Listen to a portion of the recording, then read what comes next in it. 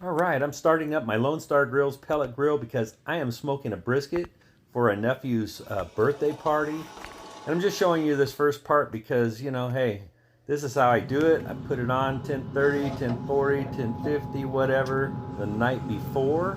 And I let this run at 225 degrees. I do stick a temp probe in there because I want to know what temp it is when I get up in the morning. All right, so that's that easy. So 6:04 the next morning, got up, went out, checked it out. Man, it just looks awesome. I left it in for about 30, 40 more minutes, and the temp got up to 155 degrees, which is where I like to pull my briskets. 150 to 160, anywhere in there. I'll go ahead and pull these off. And look at this bark. Oh, so nice. All right, from here, I just take it in, I wrap it in some butcher paper. Very easy to do. And then we'll put it back into the Lone Star Grill. Put the temp probe in it, and I'll usually bring it up to about 205 or probe tender. 205 is just about the sweet spot, but you do got to check it. When I put it back in, I put it up to 275, and of course we had some rain. But look at this, still turned out perfect. So this is the final plate that we're taking over to the party, and now I'm going to show you how I make some brisket beef tallow, and that's what I'm going to show you how I do it with mine.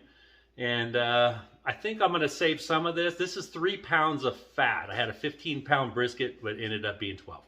So I'm going to put some of this to the side so that I can use it for grinding meat. I'll throw it in the freezer. The other, I'll probably do a pound, and then leave us 2 pounds to make some tallow. And yeah, I'm going to show you how a good way to do it. Now, of course, you know, the easiest, simplest way is to throw it in an aluminum pan when you're smoking your brisket. Just let it in there, and it'll, you know, all the grease will come out of it, and all the fat will come out of it. It'll be smoky, and this way, it's not going to be smoky, but it's going to have the brisket flavor, and it's going to be great. So, here we go. So I'm going to use a coarse grind on my grinder. So I'm going to grind this brisket fat. You can cut it up small if you want. Some people cut it up in little pieces, like 1-inch squares or 1-inch pieces. I like to grind it when I do mine. Okay, so I'm using the heavy coarse grind. All right. Okay, so I already cut it up so that it'll fit through my grinder. And you know what? Even these pieces that have meat on them, those go right through the grinder too. Just adds a little extra flavor to your tallow. And sometimes I'll go ahead and separate all this meat and cook it up for the little doggies. But this time I'm just gonna put it through the grinder. Let's get this brisket ground up.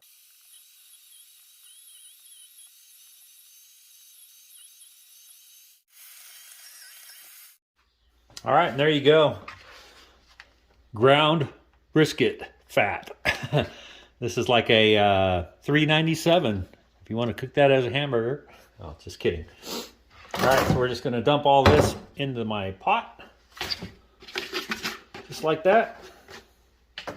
Okay, all you want to do is add some water to it. You want to bring it up. You're only going to put maybe, I don't know, maybe 3 or 4 cups of water. You want to bring it up just to the top of your fat, the brisket fat, like that. And what that's going to do is, you know, if you just put your brisket fat in a pot, which you can do, and simmer it slowly and get the fat rendering, sometimes you really got to keep an eye on it so that you don't burn the fat. So when you add water, it helps you prevent from burning the fat. And it does evaporate because this is going to simmer for anywhere from 3 to 5 hours. So I'm going to get this on the stove. Okay, we're going to get this heated up real quick. Once it starts to, not really boil, but once it starts to get hot, and we're going to let it simmer. So we'll turn the fire down at that time. Okay, so here it is. It heated up. It's up to temp. I'm going to turn this fire way down low and just let it simmer for hours. All right. We'll be back when it's ready to jar up. All right, this has been simmering about 3 hours now, and I think it's ready. All right, so let's go on to the next step. All right, so the next step for me is to separate the bigger chunks from the tallow. So we're going to pour it through this mesh screen. That'll be one filtering. Just going to dump it in here.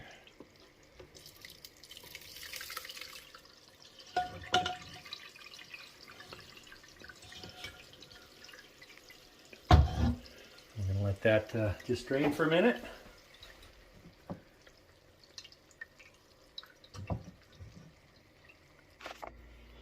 All right, so you can, just to make sure, looks like it all drained in there.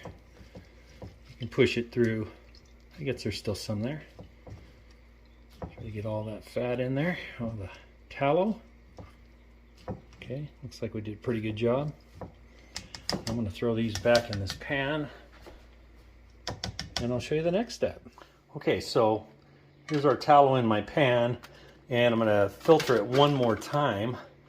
And now, I never have cheesecloth, but I always have coffee filters, and coffee filters work great. I've got a few on standby here because it'll probably take more than just one filter. I have my jarring filter, funnel, that works good because it has a large mouth. And you just want to pour it on in there and let it sift on in, and this will really purify your tallow. There's my other ones. Okay, we're going to let that go. We'll be right back. Sometimes if it starts dripping really slow, you can grab your coffee filter and just kind of hold it up like that. Kind of forces it through a little more. See the stream there? Or you can sit and wait and just let it drain on its own. Okay, and you can add another coffee filter and then empty this one into there. These filters, you know, they just kind of get clogged up with some of the little small particles and don't drain as fast. And that's why I like using several. Okay,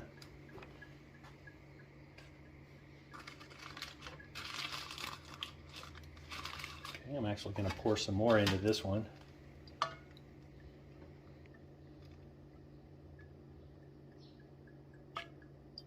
Okay. You can see, I don't know if you can see, maybe. See down on the bottom of the pan, there's a lot of just little brown bits. So we're going to let that continue. All right, so it's done. I used 3 coffee filters. And this here's why they call it liquid gold. Look at that color. And if I hold it level, I got about 12 ounces right there. All right, so that's what you do. This will stay shelf stable for about a month. If you put it in the refrigerator, you can probably 3 to 6 months. And if you save your fat and do it all in one big batch and you do 2 or 3 jars, you could actually freeze it and it'll stay for, you know, a year. But we'll be using this. Okay, now this is all the little fat pieces, and remember it did have some meat in it when I ground it up. So obviously if you want a little treat, I'm going to put a little bit of smoked salt in here. Just a little bit. Doesn't have to have too much. It's not super salty. It's just fat. Okay. And then just kind of fry it up like bacon. And if you cut little squares for your tallow, you can fry that up like, you know, cracklings. If you like bacon, you're going to like this. Okay, so, yeah. Okay, I put those, the rest of that fat back in the pan. I fried it up, kind of like cracklings. And it actually produced a little more tallow. So I am up to 14 ounces of liquid gold. And, let me get that stuff. Had it cooling and on the paper towel, draining. Look at that. Okay, this actually, it probably could have used actually a little bit more salt, but the texture is like bacon bits. And they taste amazing.